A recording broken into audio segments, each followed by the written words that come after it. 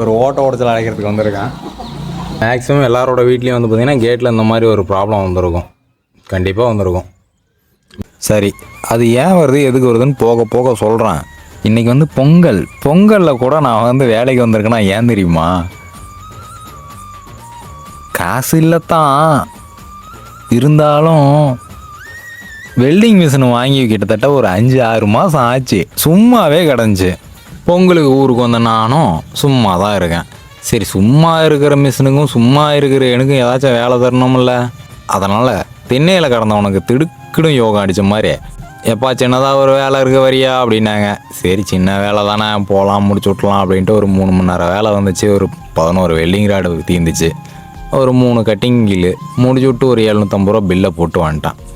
சரி, அது அந்த பிரச்சனை வந்து எதனால் வருதுன்னு வந்து பார்த்திங்கன்னா, வெல்டிங் ஜாயிண்ட் இருக்குது பார்த்தீங்களா? வெல்டிங் ஜாயிண்டில் நம்ம கொஞ்சம் ஏதாவது சின்ன சின்ன கேப்ஸ் இருக்கும். அது இல்லாத அந்த கார்னர், அதாவது எல் கார்னரில் வந்து மேக்ஸிமம் வெல்டிங் வந்து அந்த இடத்துல அடிக்கலாம் வந்து பார்த்திங்கன்னா, அந்த இடத்துல தண்ணி வந்து நல்லா இறங்கி அந்த பைப்பில் தேங்க ஆரம்பிச்சிடும்.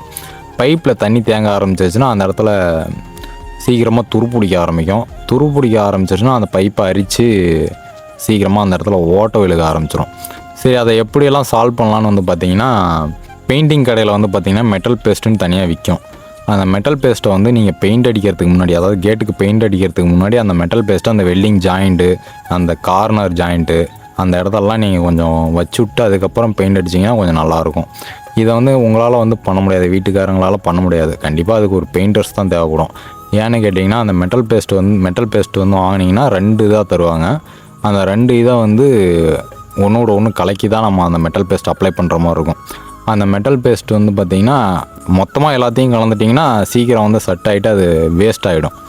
கொஞ்சம் கொஞ்சமாக கலக்கி அதை கொஞ்சம் கொஞ்சமாக அப்ளை பண்ணணும்.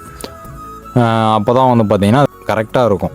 நீங்கள் கொஞ்சமாக கலக்கி நீங்கள் அதை வைக்கிறதுக்குள்ளே இந்த பக்கம் நீங்கள் கலக்கி வச்சுருந்தது ஒரு 5 நிமிஷம் கூட ஆகிருக்காது. 5 நிமிஷத்துக்குள்ளே அது காஞ்சி கருவாடாக போயிடும்.